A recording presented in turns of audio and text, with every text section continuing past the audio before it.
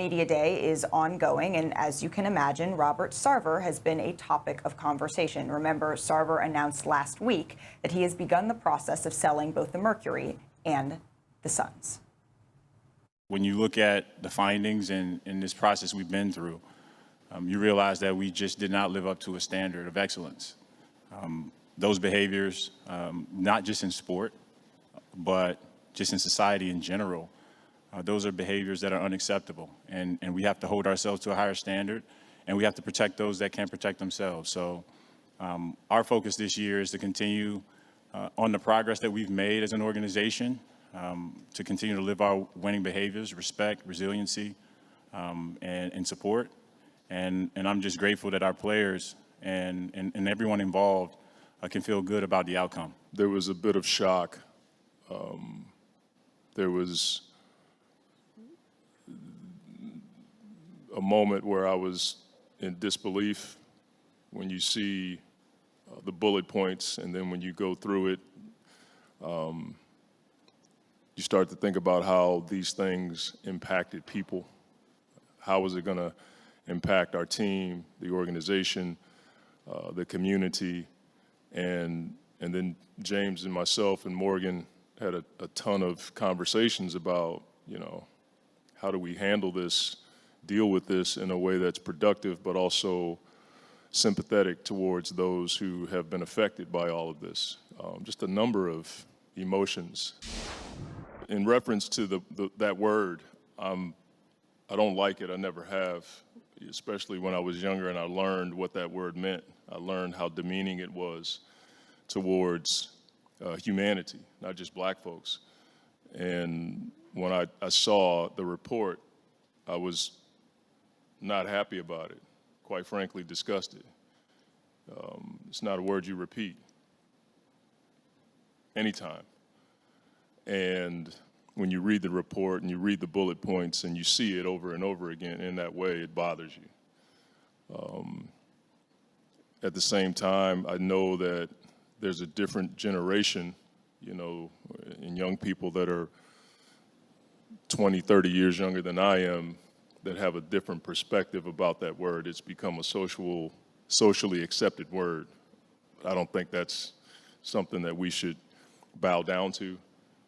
And when you run into situations like this, you realize why, because the word is demeaning in every facet. It was tough, just like anybody, reading all the different things as far as the N-word, but it was more so also the things that people have to endure in the workplace, so reading all of it, it was tough, probably just like anybody else. For me, I read it. I read all of it, the full report, and like I said, I was bothered by it, but now we got to move on. It's tough for me because, that's not the Robert Sarver that I know. It's not the Robert Sarver that welcomed me to Phoenix with open arms. But at the same time, I'm not, insensitive to everybody that's involved in this situation. And I understand everybody's personal experience with other people are always going to be different. But it's tough to read because that's not the person I know.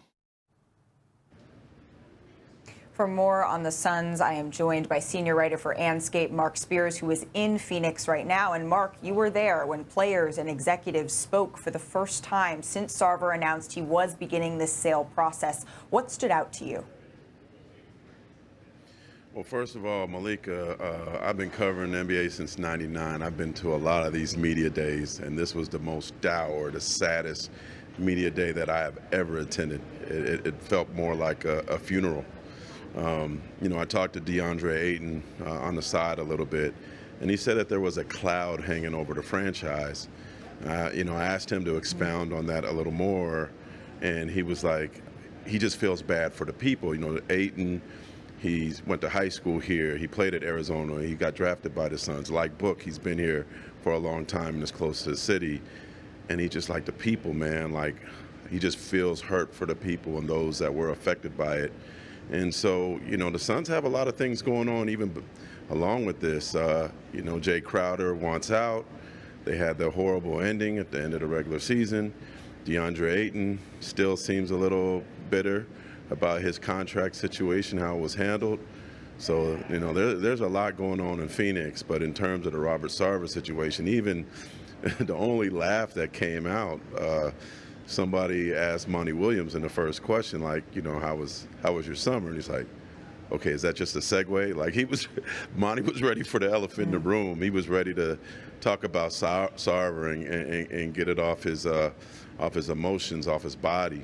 So yeah, this is definitely a sad day for the Suns organization, but sounds like they're hopeful they can move forward after today. How have you and Monty kind of been able to move I haven't on? spoken to Monty. No, I haven't spoken to him at all. Ever since the game. So not even No. open that changes so? I'm here. Are you happy to be here, Deandre? Yeah, I'm alright. When I'm in between those lines, man, I just work. You know, I'm not playing for myself. You know, I have an organization across my chest and a name on my back I have to represent. I'm just here to work. If you could talk to Monty, what would you want to talk to him about? What would you want to tell him? Huh? If you could talk to Monty, what would you want to talk to him about? What would you want to tell him? I can show him better than I can tell him. What's up, guys? Jag from Jaggy Sports here. September 28th, 2022, and not bad of a day. Pretty quiet on the NBA news front. However, we have a little bit of Phoenix trouble. The land of the rising sun. I think that's Japan. I'm not 100% sure. I'm pretty sure it's Japan. Anyway, so Phoenix Suns, right? Phoenix Suns, they signed Deandre Ayton to a max contract, or somewhat of a max contract. And you think he'd be happy, right? You think he'd totally be happy. But that is not the case, because as you saw, not everything is going smoothly in Phoenix. Due to the Robert Sarver situation, Phoenix is not going to bring back Jay Crowder. Jay Crowder and Phoenix will work out a trade situation for them. I think Boston's interested. I think Miami's interested. I think Dallas is interested. But as you saw, Deandre Ayton is not happy. He mentioned, obviously, Monty Williams and him have not spoken. And, you know, it kind of sucks on the Phoenix front, because they had a good team. They still have a good team, but you know, their Game 7 loss last summer, or yeah, it was summer, really took a toll on them, and this whole Robert Sarver situation took a toll on them. But the one person that can bring them back is Monty Williams. He knows how to do that. However, things are very heated in Phoenix.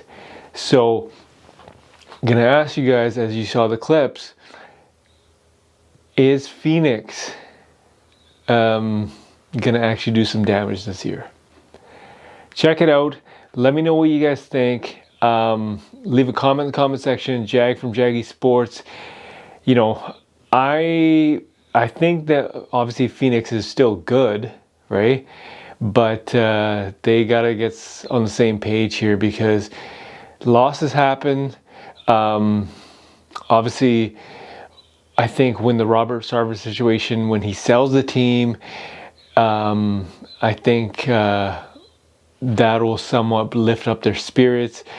I don't know what the beef between Deandre Ayton and Monty Williams is. As you saw, it's not looking good, but then again, it can be rectified like any other relationship.